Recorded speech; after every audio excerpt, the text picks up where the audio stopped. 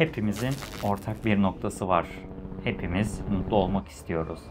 Ancak bu güzel duygu oldukça ulaşılamaz görünüyor. Birçoğumuz hayatımız boyunca bir şeyler yaparak, bir şeyler satın alarak, başkalarıyla vakit geçirerek mutluluğu bulmaya çalışıyoruz. Nerede bulabileceğimizi düşünüyorsak oraya yöneliyoruz ama mutluluk hala tahmin edilemez görünüyor. Bazen mutluluğu bulmak için söylenenleri yaparsınız. Dünyanın bir ucuna tatile gidersiniz ama uçaktan iner inmez aklınıza patronunuzun ne kadar can sıkıcı olduğu ya da eve döndüğünüzde sizi bekleyen sorunlar gelir. O duyguyu yine bulamazsınız. Bazılarımız belirli moda ürünlerini satın alması gerektiğini düşünür. Belki pahalı bir araba alırsınız ve o arabada oturduğunuzda bile mutluluğu bulamazsınız. Mutlulukla ilgili kitaplar yazan mutluluk gurularına, kişisel gelişim uzmanlarına ve motivasyon konuşmacılarına gideriz ve mutluluğun karmaşık olduğunu düşünürüz. Bu durum kişisel antrenörlerin sizi fit olmak için belirli bir kası çok özel bir şekilde çalıştırmanız gerektiğine inandırması gibi. Sanki her seferinde 1 saat boyunca spor yapmanız ve sadece belli şekilde beslenmeniz gerektiği anlatılır. Ancak gerçek şu ki eğer Mr. Olympia ya da bikini şampiyonu olmak istemiyorsanız fit olmak o kadar da karmaşık değildir. Önceliklerinize sağlıklı yaşamı koyun ve dengeli beslenin. Haftada 4 kere 15-20 dakikalık egzersizler yapın. Belki de mutluluk da aynı şekilde karmaşık değildir. Mutluluğun bu kadar ulaşılamaz görünmesinin sebebi onunla ilgili yanlış varsayımlar yapmamızdır. Yanlış bir varsayımla yola çıktığınızda ne kadar çaba harcarsanız harcayın kendinizi yanlış bir yerde bulursunuz. Bu yüzden dikkatinizi mutlulukla ilgili 3 yanlış varsayıma çekmek istiyorum. Belki de bu varsayımları düzeltebilirsek yalnızca mutluluğa ulaşmakla kalmaz, aynı zamanda her seferinde bu güzel duyguyu bulabileceğimiz bir yol keşfedebiliriz. Mutluluk hakkındaki 3 yanlış varsayım: 1. Mutluluk elde edilmesi gereken bir durumdur. Bu varsayıma göre sürekli olarak mutsuz olmamız gerekir ve yalnızca çaba gösterdiğimizde, davranışlarımızı değiştirdiğimizde ya da bir şeyler satın aldığımızda mutlu olabiliriz. Yani mutluluk bir istisna gibidir. 2. Mutluluk belirli şeylere, aktivitelere veya koşullara bağlıdır. Bu varsayıma göre mutluluk için dış koşullara ihtiyaç duyarız. 3. Mutluluk tahmin edilemezdir. Mutluluğu elde etmek için ne kadar çaba sarf ederseniz edin, mutluluğun size ulaşamayacağına dair bir inançtır. Bu varsayıma göre mutluluğu yakalamak her zaman mümkün değildir. Şimdi bu varsayımları düzeltelim. Birinci varsayım, mutluluk elde edilmesi gereken bir durumdur. Aslında bu durum bilim insanı olmayı bile gerektirmez. Hayatınızdaki her çocuğu, her bebeği düşünün. Eğer beslendilerse, güvendelerse, sevilmişlerse ve yüksek bir ses yoksa, yani temel ihtiyaçları karşılanmışsa o çocukların durumu mutludur. Hepimiz bebekken ihtiyaçlarımız karşılandığında mutlu olurduk. Tavanı izler, ayaklarımızla oynar ve kıkırdardık. PlayStation, pahalı araba ya da çekici bir partner gerekmezdi.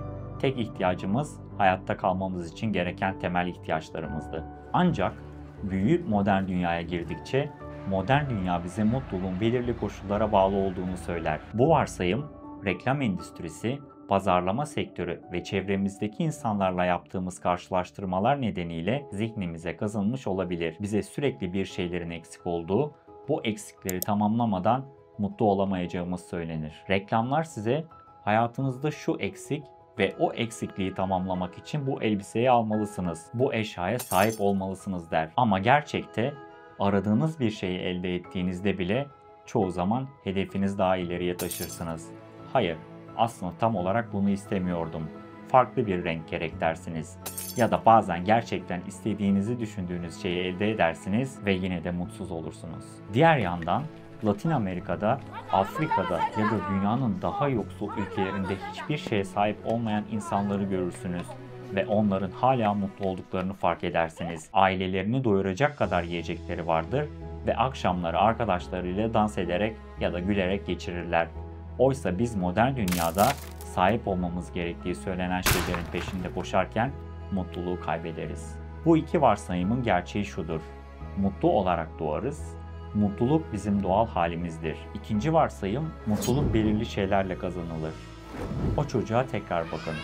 O çocuk yalnızca temel ihtiyaçları karşılandığında mutlu olur. Ancak birçoğumuz ama çocuk bazen mızmızlanır ve ağlar der. Elbette öyle. Bazı anlarda çocuklar hayatla ilgili mutsuz görünebilir. Ama bu mutsuzluğun bir sebebi vardır. Örneğin bez ıslandığında çocuk ağlar, çocuğu doyurur ya da bezini değiştirirseniz o çocuk yeniden mutlu olur. Mutluluğun doğal halimiz olduğunu ve mutsuzluğun bir sebebi olduğunu fark ettiğimizde mutluluğun tanımı değişir. Mutluluk, mutsuzluğun olmamasıdır. Yani bizi mutsuz eden sebebi ortadan kaldırdığımızda geriye mutluluk kalır. Üçüncü varsayım, mutluluk tahmin edilemezdir. Mutluluk üzerine aldığım bir eğitimde mutluluğun aslında mutsuzluğun yokluğu olduğunu öğrenmiştim. Bu bakış açısı mutluluğu dışarıdan bir şeylerle elde edilecek bir duygu olarak görmeyi bırakmamı sağladı. Bunun yerine beni mutsuz eden sebepleri anlamanın ve bunları çözmenin doğru bir yaklaşım olduğunu fark ettim. Bu farkındalıkla yalnızca mutsuzluk sebeplerini ortadan kaldırmakla kalmayıp onları tetikleyen durumları keşfetmeye yöneldim. Bu süreçte mutluluk listesi diye bir yöntem kullandım. Bu yöntem sizi mutlu eden anları bulup bu anlar arasında bir bağlantı kurmayı sağlıyor. Şimdi siz de bu yöntemi denemeye davet ediyorum. Bu tekniği uygulamak için hayatınızdaki tüm mutlu anları düşünün. Şu cümleye cevap arayın.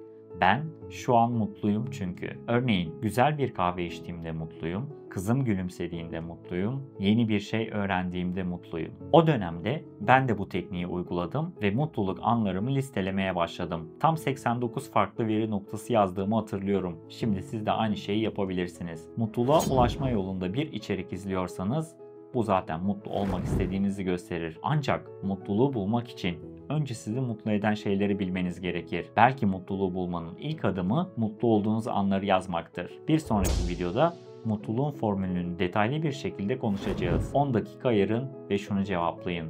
Ben şu an mutluyum çünkü. Bu liste üzerinde yapacağımız keşiflerle mutluluğun nasıl tahmin edilebilir olduğunu ve bunun mutluluk formülüyle nasıl bağlantılı olduğunu öğreneceğiz. Yorumlarda düşüncelerinizi bizimle paylaşmayı unutmayın. O zamana kadar sağlıklı ve mutlu kalın.